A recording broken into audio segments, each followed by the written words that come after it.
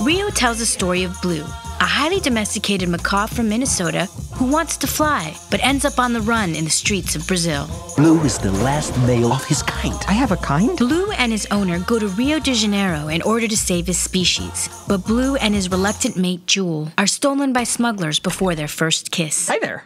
What are you doing? Getting out of here. Forced together, Jewel and Blue evade the smugglers, but Blue finds himself torn between the wild world of his natural habitat and his adopted life as a pet. All right, Blue, you're flying!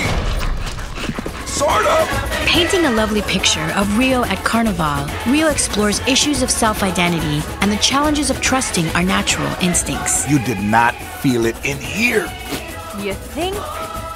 So the movie that we're here to talk about today is Rio, directed by Carlos Saldanha, and we've all just seen it, so let's talk about it. Chuck, do you want to talk about this one? This movie is it's just a little kind of weird, somewhat sexual, violent, and racist, which is to sort of say it's like a classic Disney movie, and I'm a total mark for that kind of shit.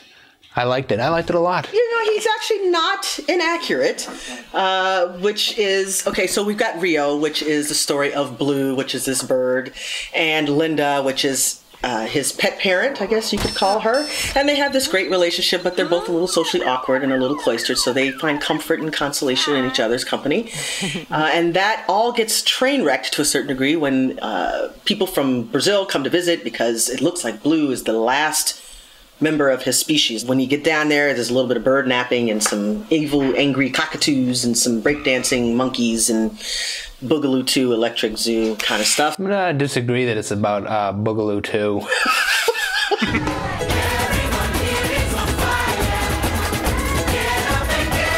And I think, James, you spoke to this, is that it really does feel like a typical Disney pipeline, right? I think that's true. There are basically four things you do in a Disney movie, and this feels very much like a mid-90s Lion King, Little Mermaid era, is that you have a romantic comedy, you put them in the garb of animals, then you have a personal quest or crisis, and then you add some musical numbers. And to me, it's all those things, so it's, I suppose, a nice throwback to this whole Disney-rific era, but it's also a poor man's Disney movie to me. It's just a leaf. Turn around.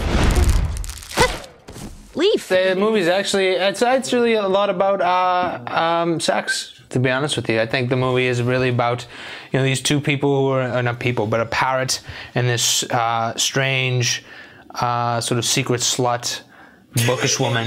What? What? Did we watch this? That's not even close to being close to being like, true. what happens when she goes to Brazil? Locked in this, She became open-minded, let's put it that way. She's really locked in this, codependent Grey Gardens type of relationship where they're both, very afraid of sex. Grey Garden. All right.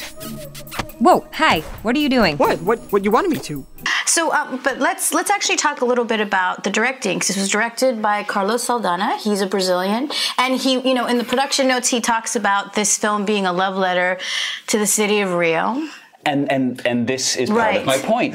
There's this famous Brazilian filmmaker from the 60s, Glauber Rocha, and he writes about the shame of international films that are talking about Rio. And he says the problem is all you ever see of Rio de Janeiro, you see Sugarloaf, which is that mountain around the harbor. You see Corcovado and Christ the Redeemer, and you see Samba and the beaches, and the beaches, right? And all you get is a very, very narrow view. And all Rio does is just go down that same garden path. But I feel like even though it goes down that same path, it shows that aspect of the Latin culture really well, don't you think? Like it's the colors are vibrant, everyone is happy. But here's the thing, it's not Latin culture, it's like Brazilian. Well, no, but here's the problem, that every day is Carnival. You rock down in Rio and all you see is Carnival. But who goes there when it's not Carnival? Well, but I think also looking at what is possible with this kind of medium, like Carlos has definitely directed some very solid animation, and I think that he was able to achieve. Yeah, Ice Age. Robots? No, but I'm saying, if you look at the actual animation that was done in this film, the palettes are stunning. Yes, I give you that. The textures of the birds' feathers, great.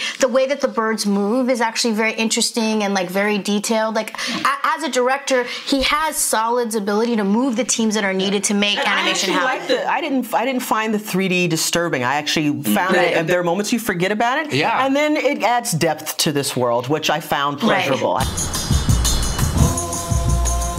No, Blue! But speaking talking specifically about casting, like like let's talk about it. Yeah.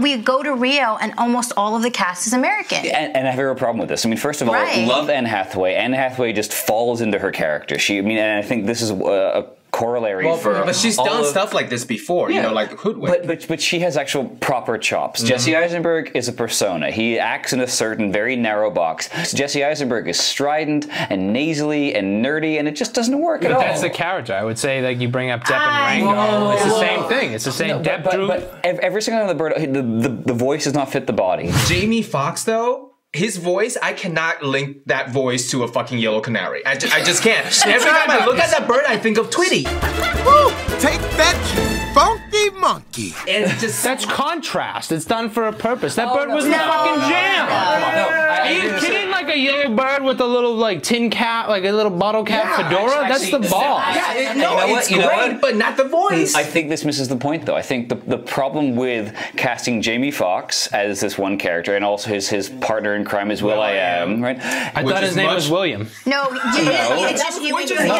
a much better performance, by the way. But no, you thought Will.i.am's performance was good? At least fits that damn character. Show her how you roll. Drop it, drop it, drop it low. Drop it low, drop it low. Not bad. Well, I think we're going to just have to leave it at that. I think that we're all going to have to agree to disagree on this one, but let's actually take it to a vote. So the film is Rio. All right, everyone's got their tickets. So is it a see it, stream it, or skip it? I'll go first. I really enjoyed the movie. I felt it was warm, it was fun, it had a pretty solid story for me. And I was more than happy to overlook Jesse Eisenberg's performance as Jesse Eisenberg. So I'm gonna say see it. Wow. You know what? I'm not really sure why I got so riled up in our conversation. Because I mean, it's not a movie that I can, really get down on, but it's not a really movie that I can get up for either. That would make it a stream it. I found the movie to be mediocre at best, so I can't really tell people stay away from it. But I can't say drop your money and spend all that time in the theater. So if you've got a nice big screen TV at home, stream it. The floor is yours, Jack. Well, we have been talking about multiculturalism and being fair. Uh-oh. And I was a little upset that the only white bird was the bad guy. But I got over it. As white I think people the true test of cartoon movies when I was a kid was if you'd watch and you'd be like, I want these people to be my friends. So I'm gonna see it just despite tomorrow. All right. Wow. So that would be 3 tickets. That's to see it. Yes, it is to see it. You know what? I think you guys can all chin-chin. I refrain. I abstain. Feel free. Chin-chin.